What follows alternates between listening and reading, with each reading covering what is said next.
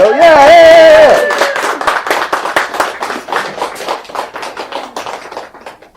So I'm going to try this thing. Oh, yeah. Just said click it on. Mm-hmm. Yep.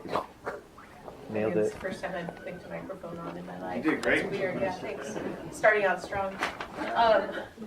I actually remember to bring some of my books Nailed that are it. at the table over there.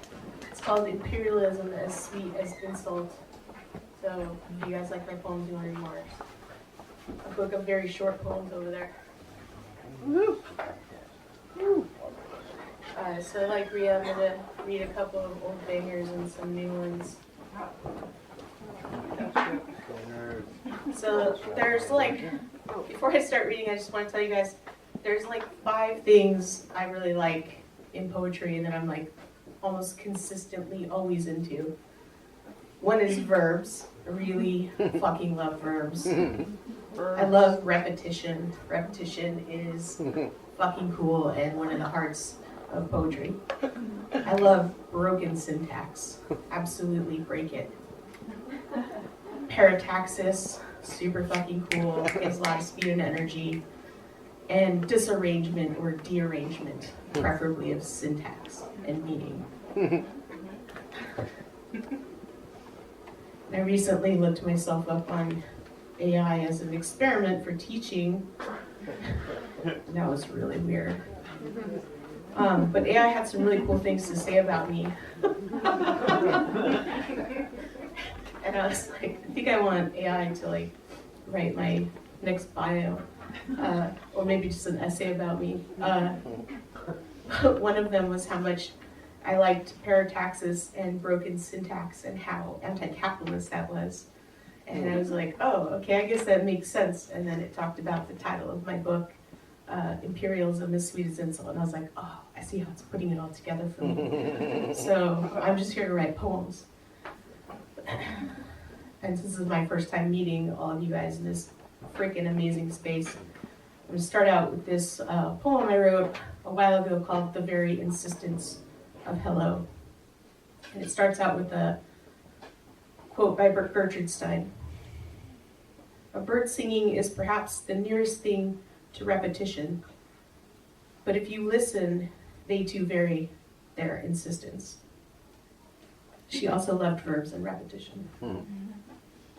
The very assurance of one's hello, the very essence of one's hello, the very nature and or incandescence of one's hello, the very hello of one's hello, and the very commerce of one's hello. As one's hello emerges from the bellows below one's hello, and then there's hello again, and hello, goodbye. The songs of hellos one blows in the wind and sand. Hello, hello, hello becomes the verb hello in trees, and the songs of hello becoming oh, shell, oh. And if the hello are the haunting hello and the hollering hello, and if you want, we can even do some of those hellos over again. Like bellowing hello and helloing hello and propelling hello and emerging up the hello from the belly, hello again, hello. Have we gone into the beyond of hello? Yet again, hello, haunting hello, again in the trees like wind, and hello the moon, and hello, they call me, howling, hello, ooh, ooh, ooh, ooh. Hello.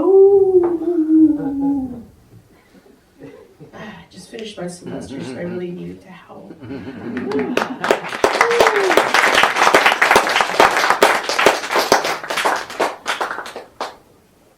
I went through this phase in my life where I was writing really short poems. I think I'm still in that phase. Apparently I only write like really long, dense poems and short poems now. And I think this is going to be called Abstraction of Leaves, Birds as Bees. It's probably going to be the title of the book. We'll see. Ask me in like 4 weeks.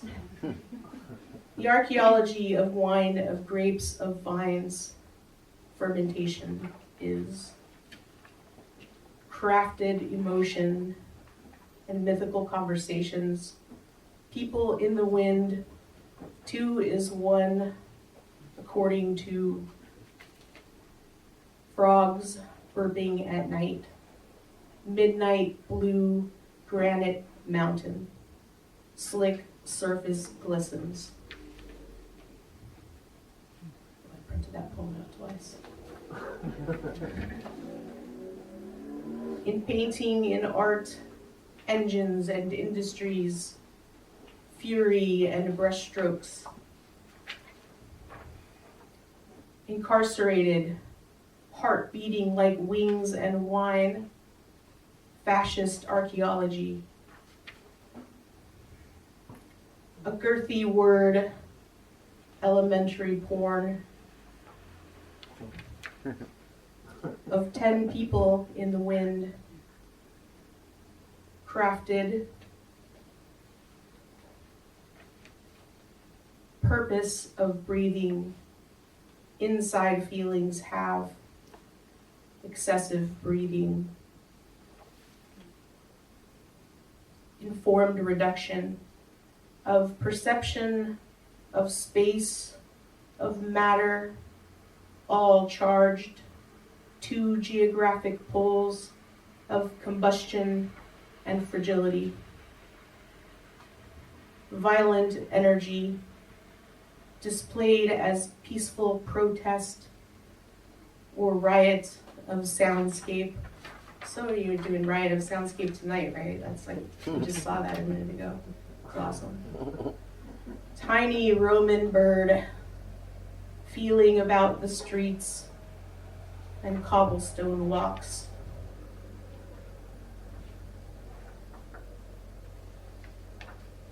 The archaeology of stone, of marble, of granite, of door knockers.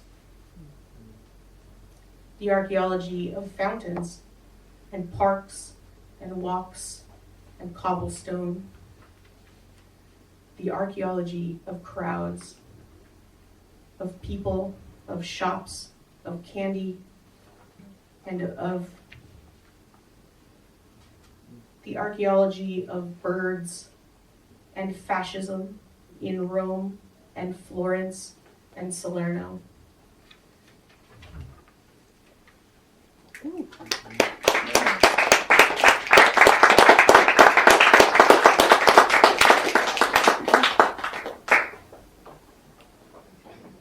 This is a poem I wrote a while ago, and I wrote it for a really long time. It's called The Ahab Mayhem. I have to drink something first.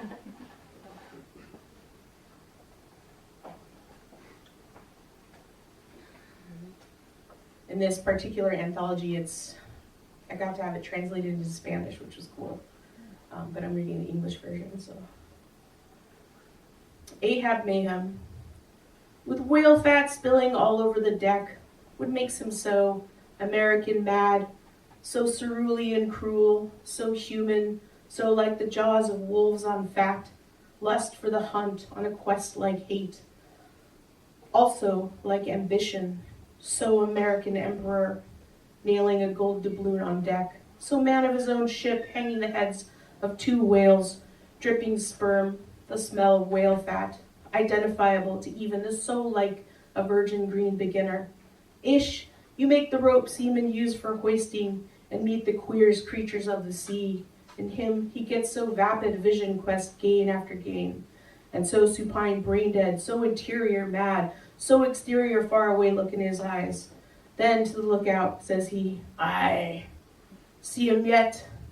Ah, ivory leg Ahab, digging in the deck a divot of his very own, a mark that fits his alabaster leg fashioned from bone of whale, feeling bucolic.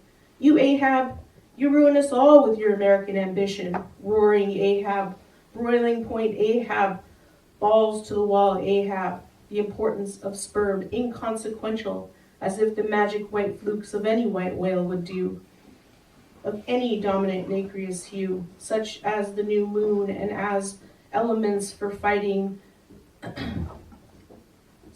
as elements for lighting lamps and making hairbrushes, we endlessly sail the sea, sipping Nantucket water, watching for the great white spewing that by now we all want to see his hump like a snow hill, then cut the anchor and chase and chase and chase all over the surface of the ocean until we meet the eye of the whale and see him, Ahab, in a whirlpool fleshed like a man into the depths of a damnation black vomit, like an enemy of the sea-born creatures who never thinks, but only feels home, far from Nantucket and minus a leg. He chases until lucid sketched in light pen all across the seafloor rolling, clinging to the wood like a man who wants to live to tell.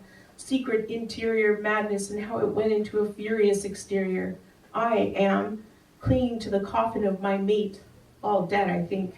I am to become a fire in the heads of, hello, my name is Ishmael, an element emerging from the sea that has sucked us under, and I, accounting for all my mates, and I know I want to live as the ocean floats me about in the cool deep, thinking of he, previously fishing men out of creamy pools and shark jaws, careful of his own 3 limbs, all alabaster fashion too, mad, 2 tethered hearts and hands and stars leading up to it.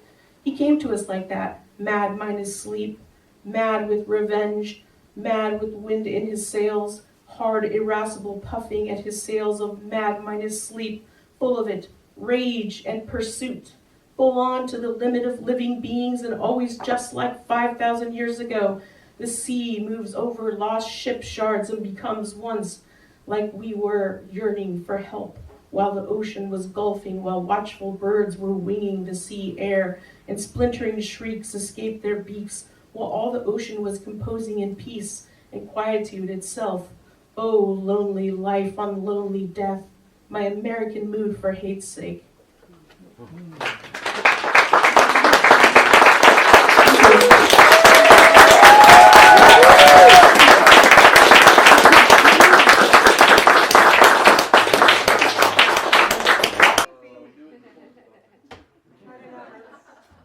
to not relax you. Good thing I'm not very relaxing person.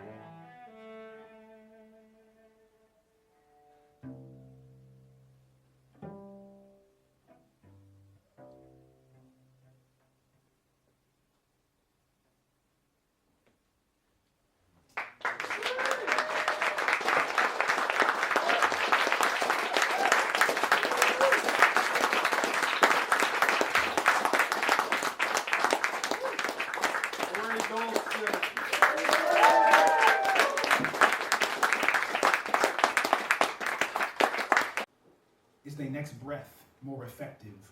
Is it a matter of perspective? Can they be reborn if they never learn what death is? It's possible, but it's pointless without the message. Without proper burial, growth is only alleged. And the ego says, I already know this legend. A snake eats all that it can.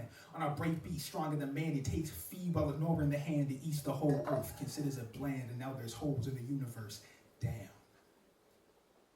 In the home where it used to stand, it used it as fuel for fire. A mad pyromancer erecting spires, elected liars and sycophants. Correcting how you dance under threat of the wire. Or the brand, desecrating lands. The bombs never tire, mountains to sand, returning to Mother Gaia. Cash is coming in while people die in the capital at its finest. The false royal highness thinks death Midas. So his hand touched everything and left the world bereft. The snake consumed till there was nothing left. Yes? No. We forgotten what the snake is.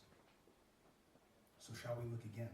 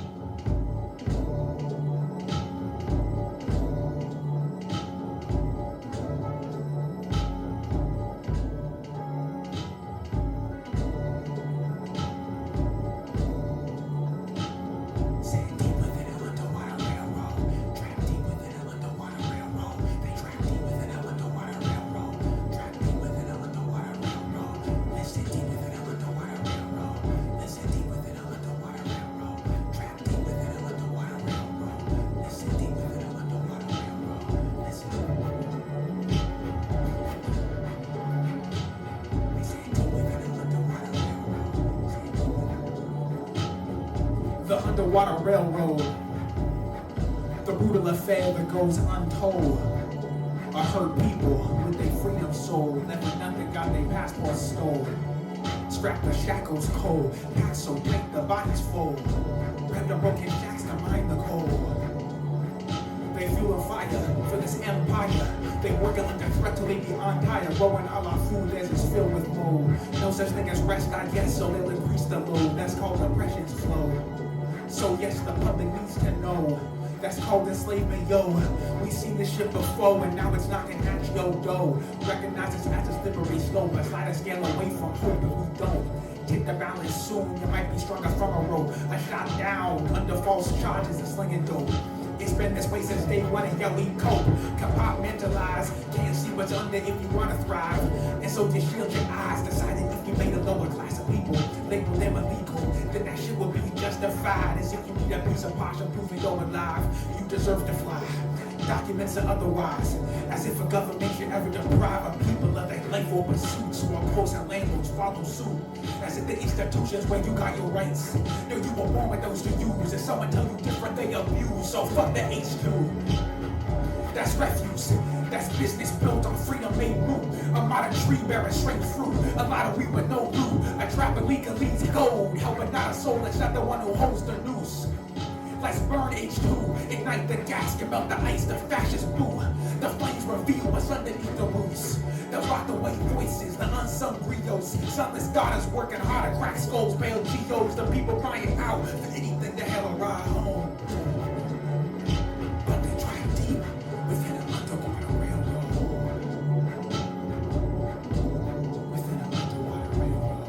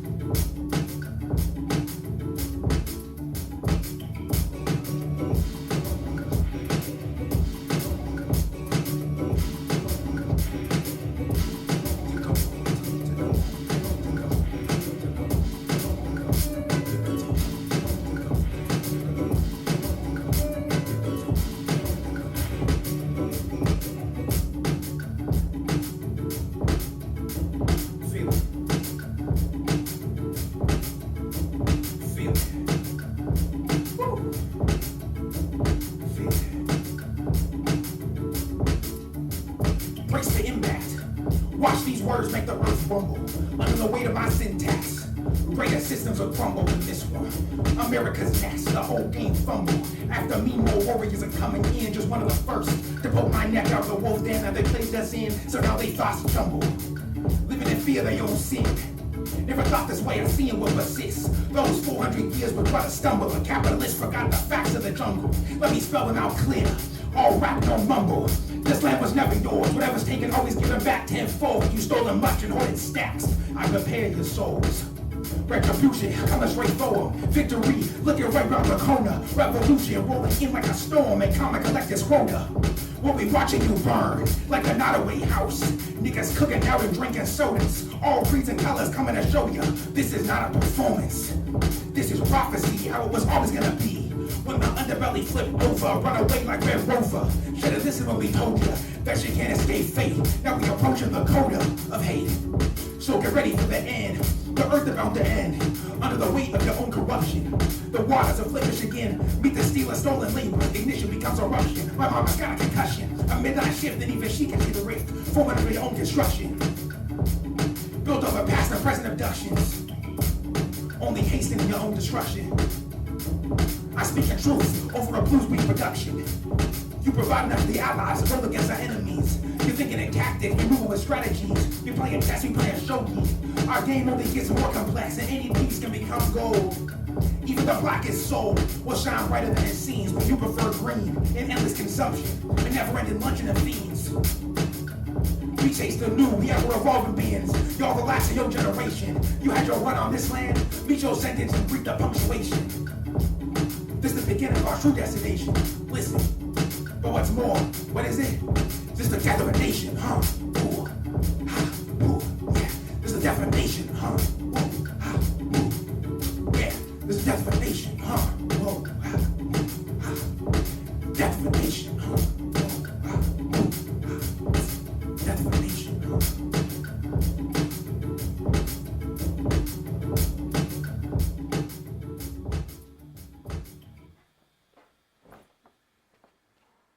I'm seeing new colors. On the way to meeting new brothers. A new identity, new covers. I drew the lovers and I chose me, neither below or above her, seeking out another soul who sees new ways of being, still the OG, the first flutter, out from cozy, ready to hit the world, live in action, not remotely. I remember Zoom, she was mostly gloom, and now the sky booms whenever I mutter. I'm woke from sleep, blessed by the crescent moon, destiny looms over the coastal sea, surfing the waves crest past most of these, rapping phonies. Got the maestas rolling in their grave just to listen and see. Justice lives within me. Despite my sins, I'm right on time for who I'm supposed to be. Granted a second life, and Lord knows I live it fully. Born cold, now burning bright with righteous fury. Sights set right at every fascist bully, the judge, executioner, and jury. With the lyrics, nothing but truth purely. Writing storms while I'm writing poems. Justice will reign surely. Like the red upon the furious temple, I call that shit Shirley. I follow the dead's tempo. May the gates I see shine pearly, as they say up in that paradigm. And may the clearness of vision be two pairs of dimes, and may the fates not take me too soon. I met death early. I follow a wind, so I know the path worthy. I got work to do, I call the answer, if I'm deemed worthy. So I thank God this hair was woven curly.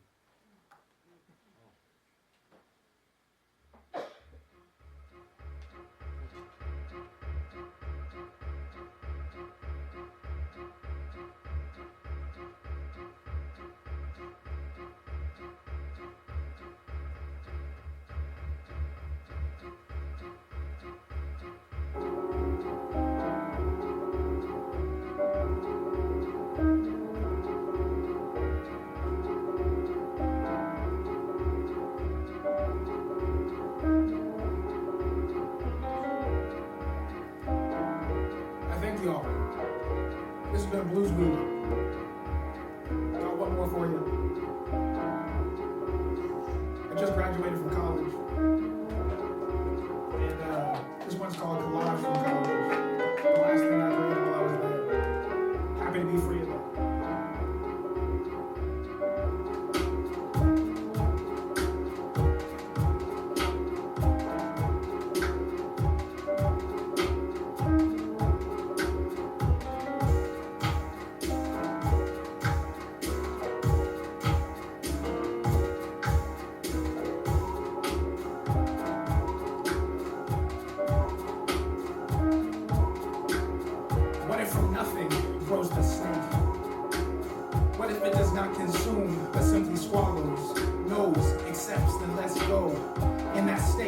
planets meet the moon like Apollo. Fangs retreat for the bangs new beginning. Spinning in the unknown blackness. Know thy blackness. Ain't your dreams respond star systems. Go far with them. Breathe the truth and breathe fire. Speak the language of the suns and move as planets do squire. Peer into the night. Determine what it is that you see. For this is time, the destiny of the world through your eyes. What do you see? Which direction does the wheel turn? I ask you, do you get burned? Does the death of sting ever meet the fern? I ask you, do you get burned? Do you get burned? Do you get burned? Do you get burned? Yeah. The Ouroboros secret. So if you heard it, keep it.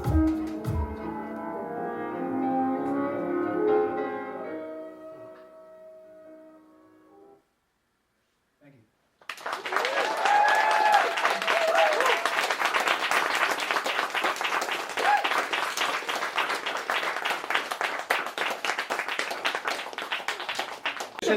Of art and I in keeping with Talon's framing of the panel's discussion, we should maybe talk about, does art have a responsibility in this current moment? With the things going on in the world, where do we find ourselves now? If so, how can it be utilized? What are its limitations?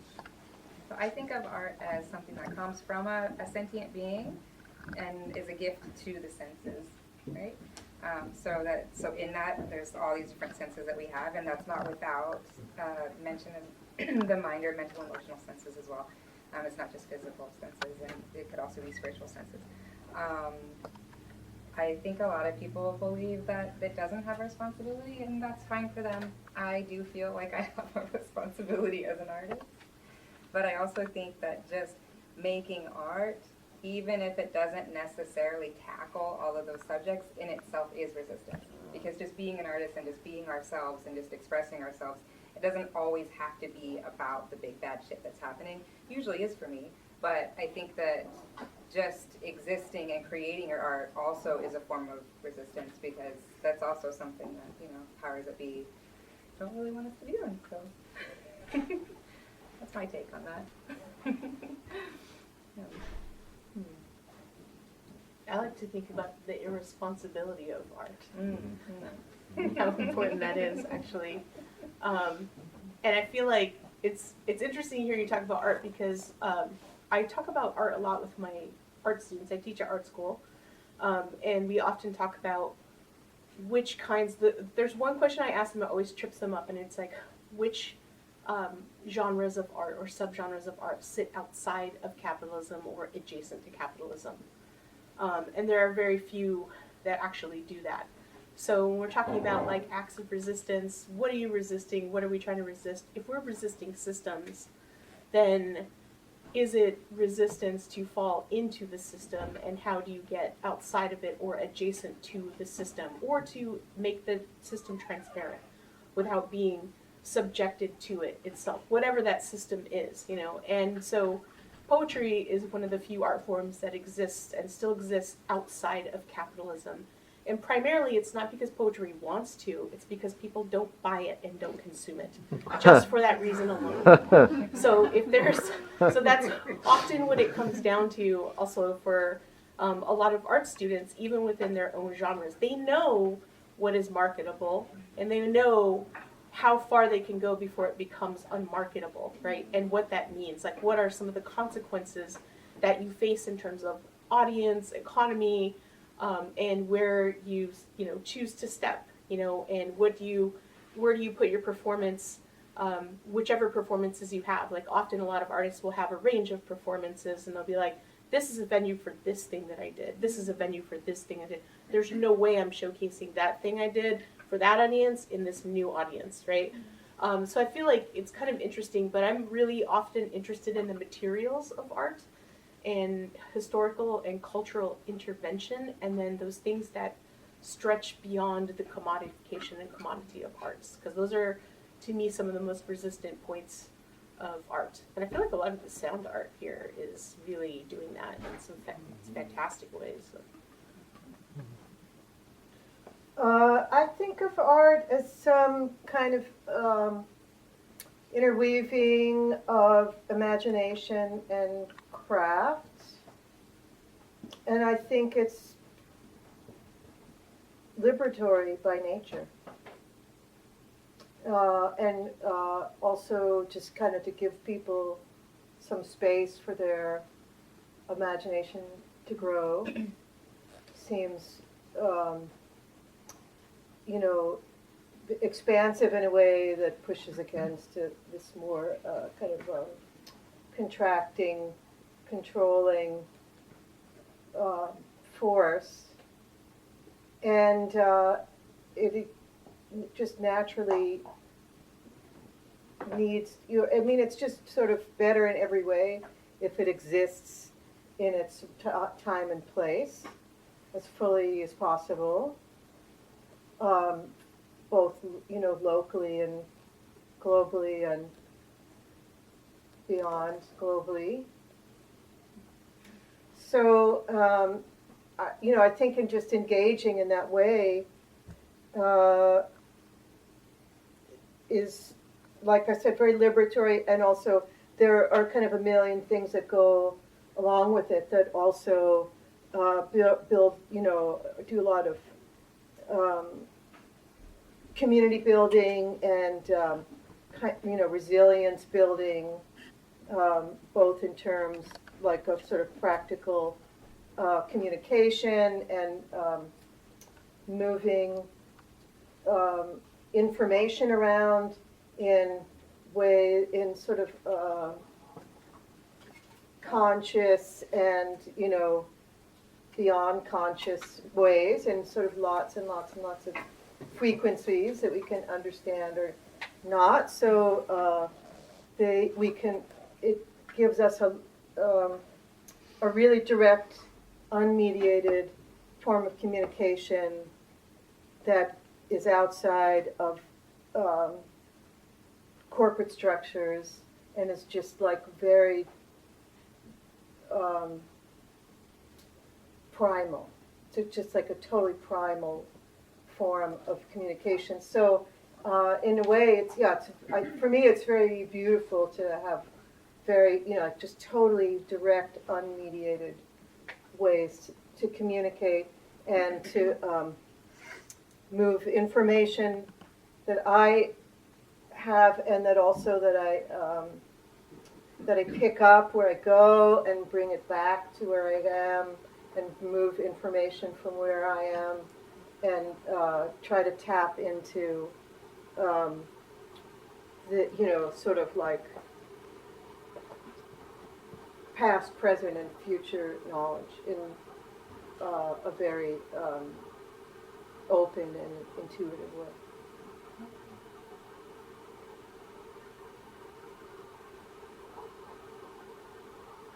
Y'all give me a lot to think about. I think a lot about, you know, what level of risk can and should art take? What, not to give art in itself agency, although that is something I really like to muse about, but what is its responsibility in terms of resistance? I don't know. I think of something like Richard Serra's big ass thing that he did. I believe it wasn't Dealey Plaza, but this massive wall that got in the way of commuters doing their business. Tilted Arc? Tilted Arc, thank you. And that has become such, you can't possibly know if Richard Serra, meant it at the, at the time of its construction, or when he imagined it. But it was this massive thing that I guess it stretched on the order of 300 feet, and it was 8 feet high, high enough above that you could not see, that the average person could not see over it. And it's just in the way between buildings, but it has since become a metaphor for getting in the way of daily business as a function of potentially starting meaningful conversation, and it's certainly done that. I don't know that it's something that we can do in the moment. I don't know that I could get up behind my rig and go, I'm going to start a conversation about this with my strings, or the sound sources that I choose to play through my guitar pickups. I only know that it's coming from all of the influences that have really stuck with me, I guess, up to that point. And some of those influences could have been something I was influenced by, the day before, or something, in my adolescence. I don't know. But again, environment having everything to do with it. Where the music or where the painting that I'm putting eyes upon and thinking about, where it finds itself in the world. Is it part of somebody's private gallery that you have to have access to? Or is it sitting on a wall in a museum? And if it's on that wall in a museum, is it curated? Or is it just part of something that was decided 150 years ago that eventually, this would need to be in a certain room in a certain building? Yeah, go ahead. One of the things I like that both of you are saying and that I saw in your performance is that you're kind of locating these moments of disruption. Like with this Richard Serra piece, it's disruptive to commuters. So that's like disruptive to daily business, to the stream of capitalism potentially, or like that systemic disruption. And then when you got up to start your piece, which was amazing, by the way, I loved it. You said, "I'm probably not going to relax you," and then you proceeded to not relax people. And there were like these moments where parts of it felt like musically leaning into disruption to the relaxation of it that people could potentially be feeling. And so I really like thinking about those moments too. It's like moments where we can see types of resistance in like the deepest aesthetic processes and parts of production of art. Can I add a thought? Yeah. Yes. We live in a culture currently of consumption. It's our whole lives. Yeah. It's screens, it's everywhere we go. And I pose that the simple act of taking back your attention and focusing something, it is resistance. You're reclaiming your most precious asset, which is your attention.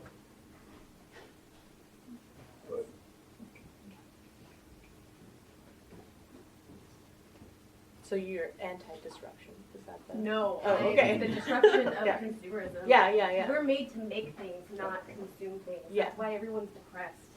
Like, Yeah. make stuff. It's the missing pillar of human development.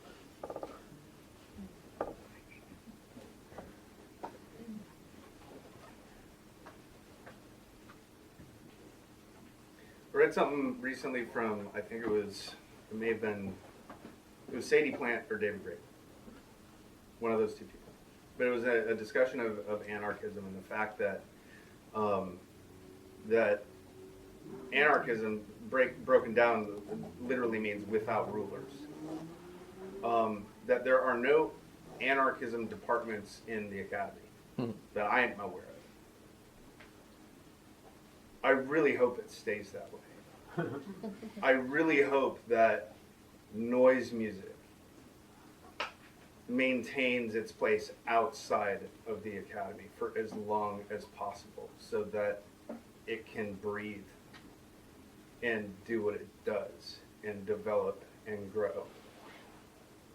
Much in the way a lot of, I'll call it abstract poetry because it's a convenient word.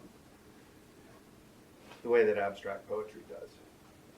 I think those things all kind of fall in line with the ideas that we're fleshing out, and I wonder, where the risk, when is the academy going to begin risking and resisting itself in order to fortify its legitimacy, as it becomes something over time that gets a little bit more questionable. I'm almost laughing because that's just like such an oxymoron. Talk about the academy resisting. I'm like, they're more likely to like talk about resisting and postulate and posture or gesture towards resisting and then be mad at you if you actually do it. It's like the whole point of academies. It's like yes and but or, like it just drives me nuts. But it's, I mean, I'm feeling that. Oh, you had a question? Yeah.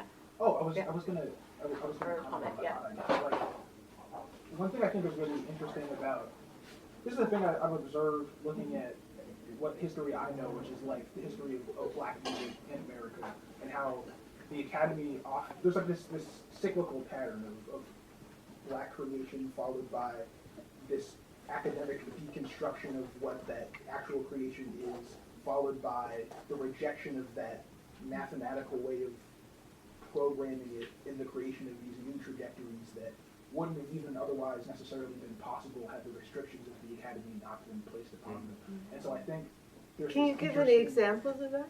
Sure. I mean, like, for instance, jazz music. Like, I'll think about bebop, for instance. Bebop is a language primarily, really, in its conception, very similar to the way hip-hop was framed in, like, the 90s. It is a language of, like, this, kind of what you're talking about. There's this primal, instinctual way of relating in this space that couldn't be held because the ideas were flowing between ensembles so quickly.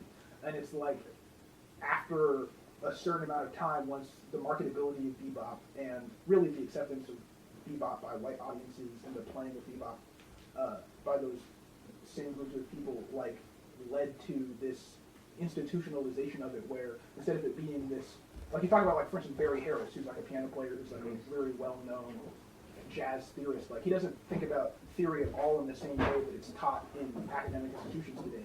But the academic institutional way of framing bebop is mathematically approximate enough that you can sort of like come into it from that angle and still achieve something that feels close, like it exists within the same space, even if it doesn't have the same underlying feeling or the same mode of construction that led to that sound.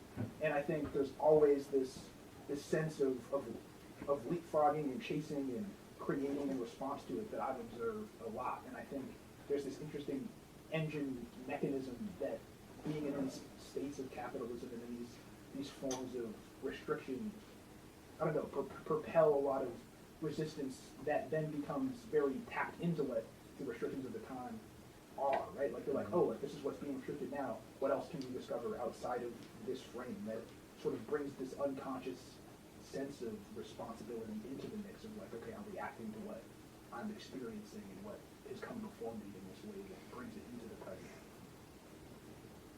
It's interesting that you're talking about restriction and frames as doing that, because once you start imposing restrictions in that sense, within or without the Academy, just on art in general, you've created a framework that becomes transparent to people to a certain extent, to audiences and artists, producers, and so that like you can't really like to be able, that gives it an easier way to get out, right?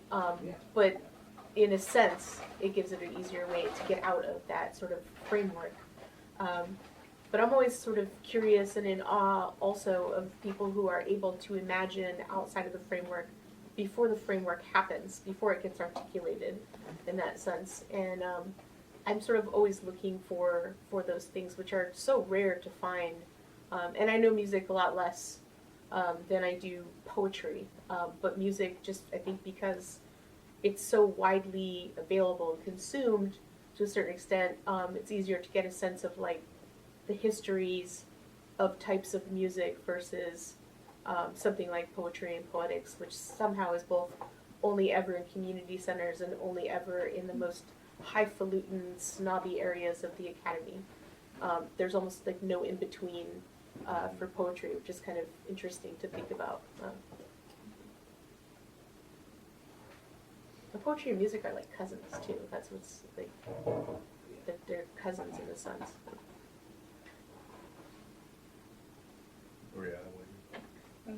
Hello. Yeah, I hear you staying over here.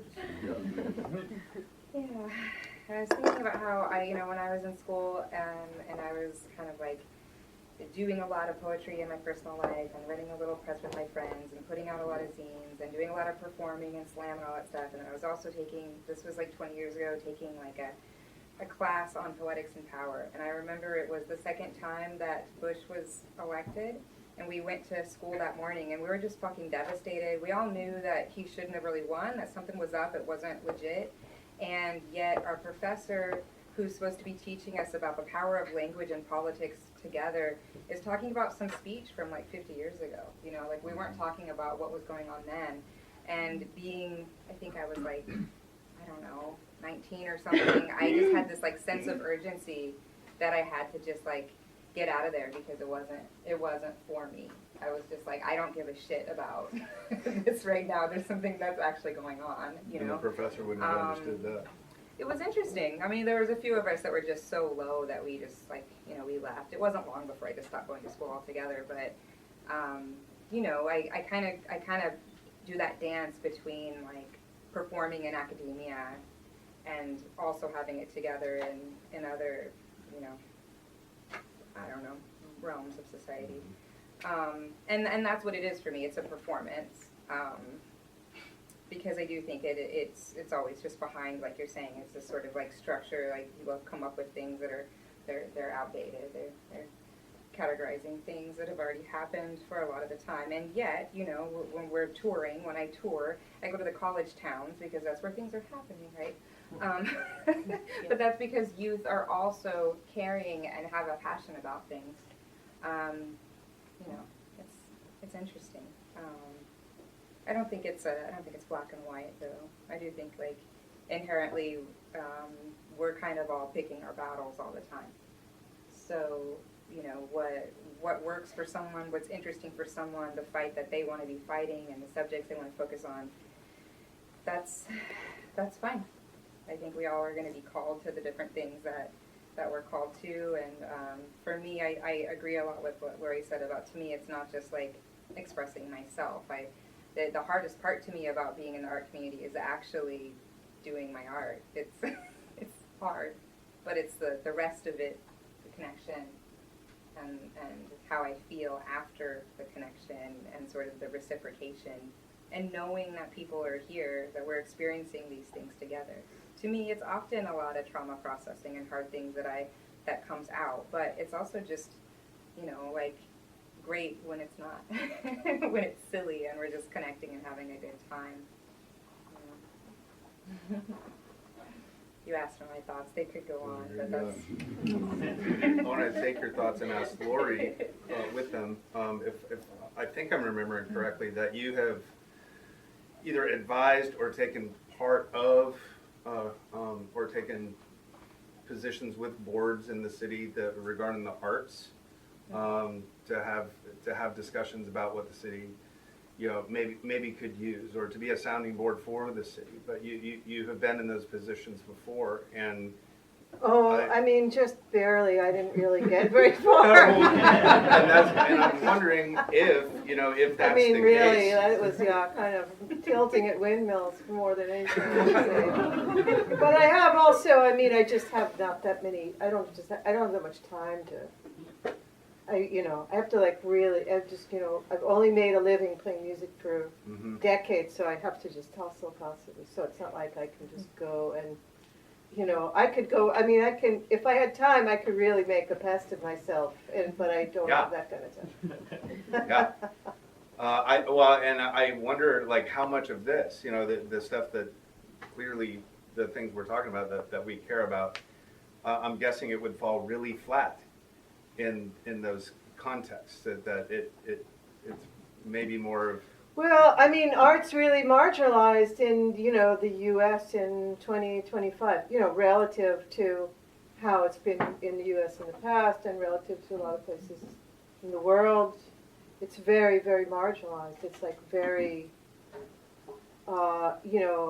it's not a very, it's a very uncultured country now. So I don't think people really have any feeling like there's anything particularly important about it. I think there's just a general, my sense is people like it, or they're maybe delighted by things, but it's like some kind of fun, extra thing. But if you go to other parts of the world, it's like, it's like as important as food. But, here it's sort of been commodified and kind of, like compressed, so that it's sort of just like this thing over here that's there for fun, but whatever. I think that serves as a reminder for the concept of resisting via art.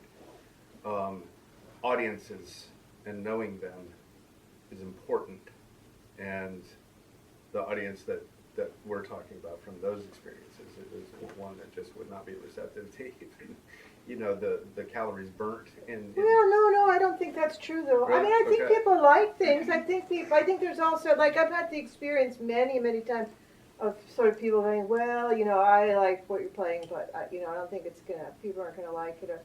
But I mean, if you actually present it to people, it's really intriguing and exciting, But Okay. I think there's a general feeling that things have to be dumbed down or really put into a box, but I don't think that's.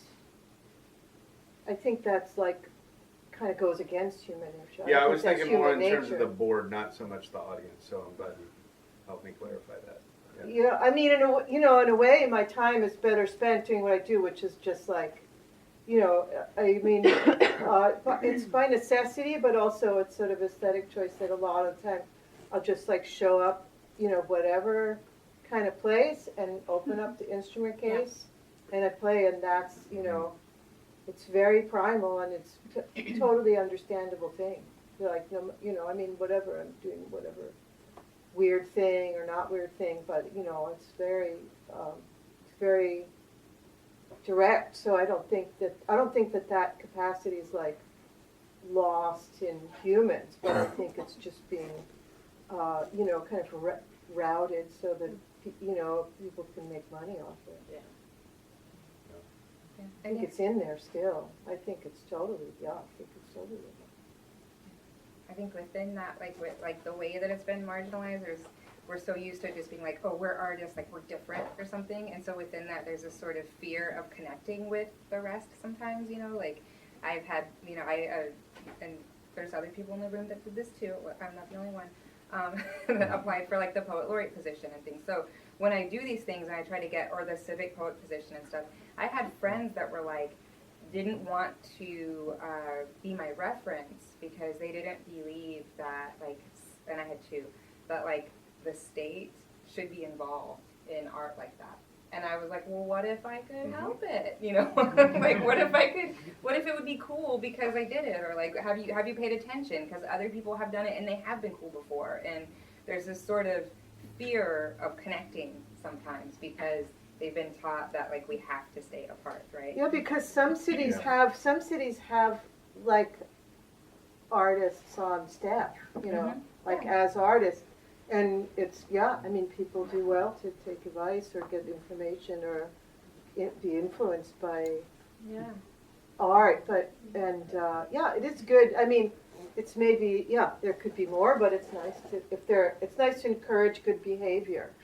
You know what I mean? And not just be like, well, it's not good enough. So, what I mean? It's nice to encourage good behavior. Or to kind of assume it's Like, for okay, that's a someone good else. start. Yeah, what else can we do if you're in that position?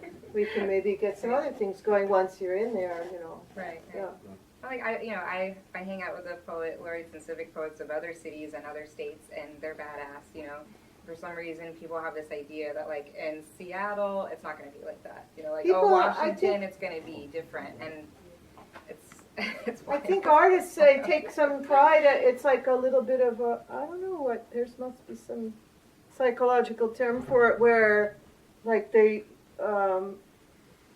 marginalize themselves and it's almost like a badge of honor. Like, Right. but I think it's kind of, I mean, it's a little bit, it's almost like a misanthropic impulse. That's like, like, well, my thing's so great that nobody's going to understand it. It's hardly anybody's going to understand it, Oh yeah, like I get shit from my friends for promoting myself, like they're too good to promote themselves, It's like just trying to do my thing, Just trying to be successful here. Communication. I'd like to I hate when succeed. people get like that. They're like, oh, you're promoting yourself. Yeah. Yeah, you're not promoting me. Who else is gonna do that? You're my friend and you're not promoting me, so get to work, buddy. Yeah. Like my post. Yeah, I know, like bare bones right there. Like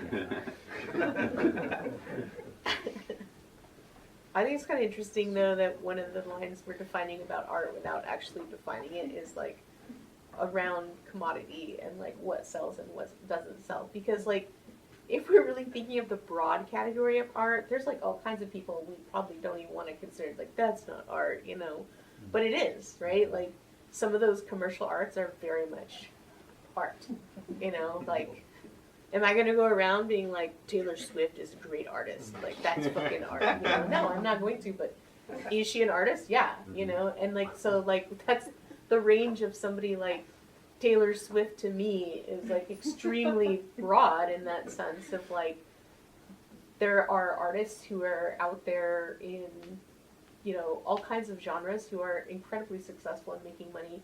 But we're like unspokenly somehow drawing a line around that in our conversation as if like that is not art. And that's a way in which we're defining art and marginalizing ourselves to a certain extent, as we were saying.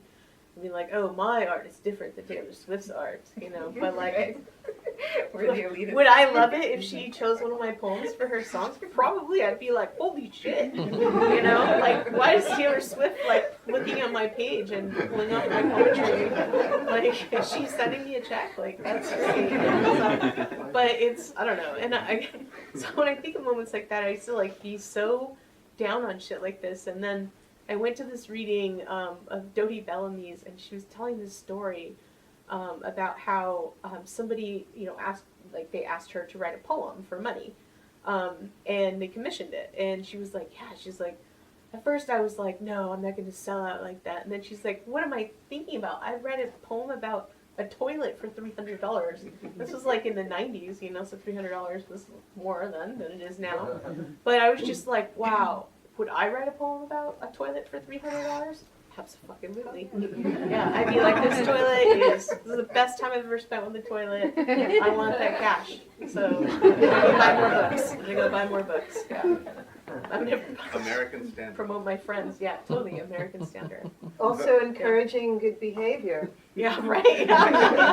Which, like maybe their friend will hire you Yeah. for another poem, Yeah. and Says yeah, a maybe lot it about just the- turn into normal, everyday affair. Get your paycheck and go buy poems. Yeah. The circumstances in which your poetry finds itself. Talon, did you Yeah. you had your Oh, I was just going to mention, I just noticed a through line that I think connects your friend's fear of, like, promoting you for a poet laureate position or something like that. It seems to me a fear of, like, your art being changed by the system, by interacting with the system, that your art might become, you know, infected by whatever it is that makes that system inhuman, or uncreative, or less interesting. And it seems the same with like the discussion about Taylor Swift. You know, like it is art, but how corrupted has it become? Like how changed by the system? And I think that there's a sort of push and pull. Like there's also a way that powerful art can change the system, that powerful art can like infect the system back, you know, and sort of shift the way that people are, I don't know, interacting and being human. That's true. Like if she would decide to take part in the boycotts instead of let Target put out her record, things could be, you know, a little different. Yeah. Yeah, but then also, like, I mean, not to drag out this conversation about Taylor, like she needs any more of our time, you know, but like, she also did that badass thing where she's just like, here, I'm thinking the rights to my songs, I'm just gonna re-record them. Yeah. Which was like revolutionary in the recording industry at that level of commercialization and economy, and sort of like that's a thing, you know. certainly So among it's that like, class of yeah. musicians. Yeah, so it just, I mean, it's kind of interesting to me, like, where do we put this stock and value in, like, what is resistance and who, like, I mean, I think the next time you write for that, you should be like, I plan on infecting the system instead of getting infected by the system. Yeah, Like, totally. there's not even going to be a symbiotic relationship. You're just going to, like, infect the system with your magic, you know? But, I don't know, just, Taylor Swift's an easy target, I guess. So, she's kind of... She's picking her own battles. Similar through line, shame as an enforcement of tool of suppression, like the system using shame to shame artists for how they choose to survive and how they choose to, you know, take advantage of the poet laureate position, and using shame to continue that cycle of suppression is something that we do to each other and that the system does to us, and that, you know, resistance is fighting through that and learning to support each other despite, you know, the fact that we have to work within the system sometimes or infect the system.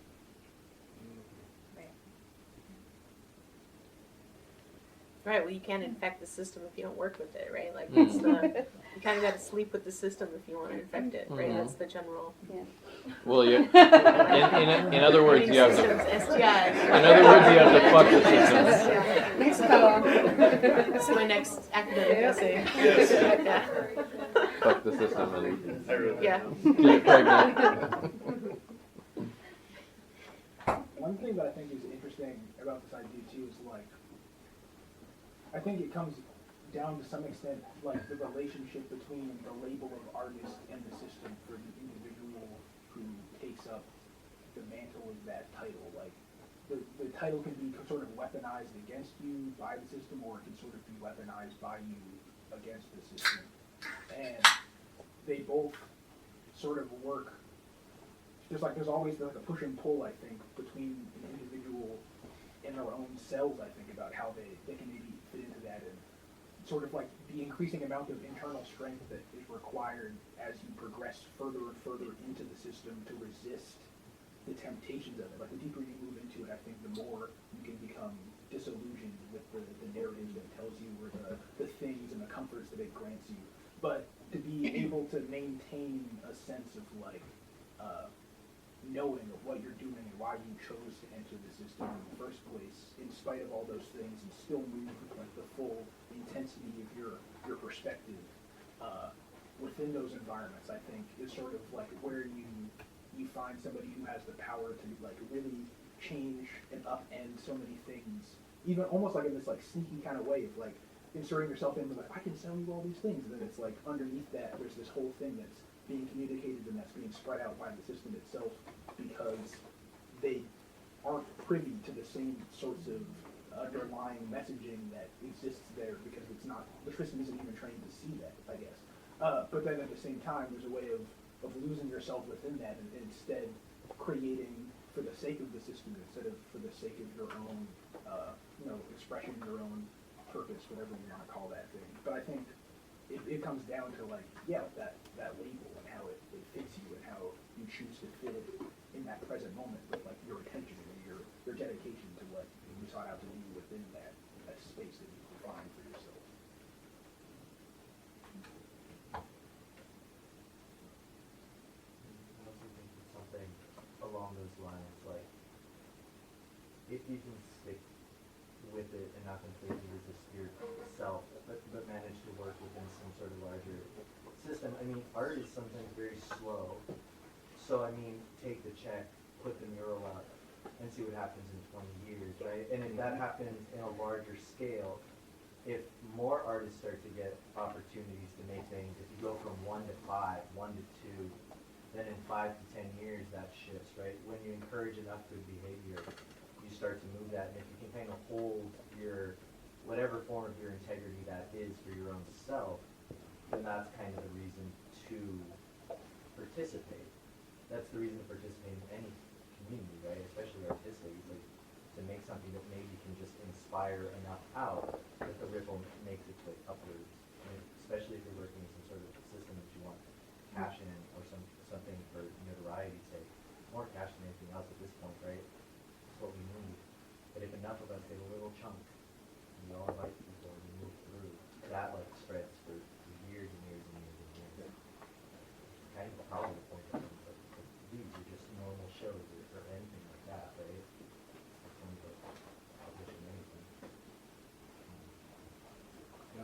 Yeah, for me, it's like gaining momentum too. Like I have a momentum and I want to keep it going, and I could choose to not do shows, not tour the book, etc. And I just work on my own stuff. But when I have that reciprocation and I have people talking to me, we have conversations and about either my art or them talking about their art, and there's some kind of connection. I go home and I'm inspired and I'm making more, and it just kind of keeps going, you know. And for me, like art is something that's also just expansive. I know for some people it's very like down home, they want to connect with their community and they think, you know, kind of like small in it, which is amazing, like they just stay in the community. For me, I kind of enjoy that it's something that always is getting bigger and bigger and bigger for me. And I don't mean in kind of like a name way or ego way. I mean like the more people that I connect with, the more places I can go. I can go eat yummy food and have great conversations and see music and hear other poets and read other books and get new records because I'm always meeting more people and that's great. And I also think that, like Lori said, there's an appreciation for art in other places that's different everywhere. So I love seeing that. I love seeing the things that people notice about my work and my friends' work that they don't notice at home because they take it for granted, right? And then how people will turn out, you know, in this country, I've noticed the tours are very much about a book or about a record, about how much following you have on social media right now as well, how many views you've had, etc., and shares and blah, blah, blah. And, you know, I have some friends that are in bands that tour in Europe and they're not interested in if they have a new record. They just know that people are still going to come out because they're remembered from the time that they did tour a record years ago. And we can go and it's all paid for and it's like connecting in community and there's glimpsing things like that of the way that people connect over art in other places to me is part of it because that's expansive. And then I come home and I just kind of want to share more of that. You know? Yeah. And I mean, and that helps to change things a little bit too.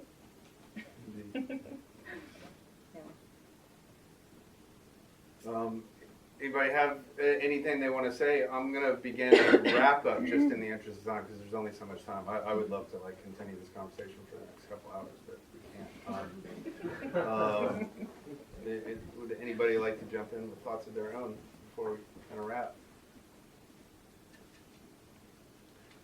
I really connected with what Jai offered earlier about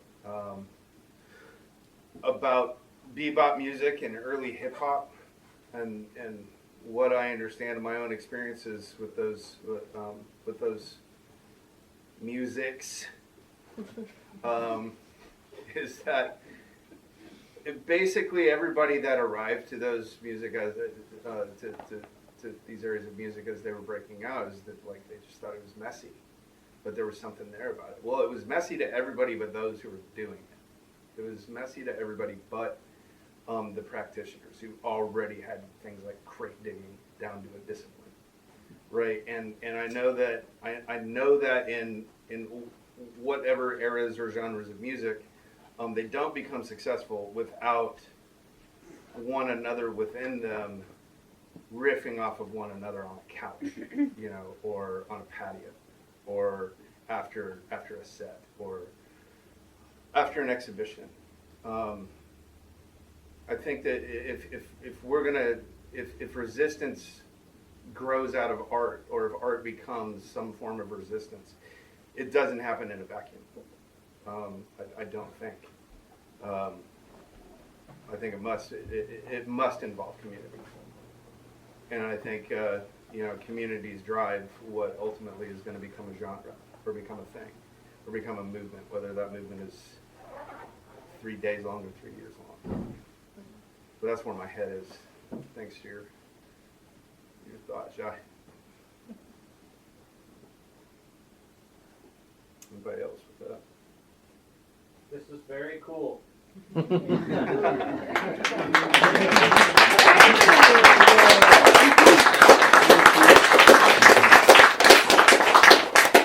glad that we're here together. Thanks, Lucas. Good. Heck yeah. We're doing good. Yeah. Yeah, I think that was a good way to wrap it up. Anything I have to say is just going to open up a wormhole. So. All right, we'll open up a side wormhole. Yeah, side wormhole. Okay. Yeah. All right, yeah, that wraps this. Thanks, everybody. Yeah.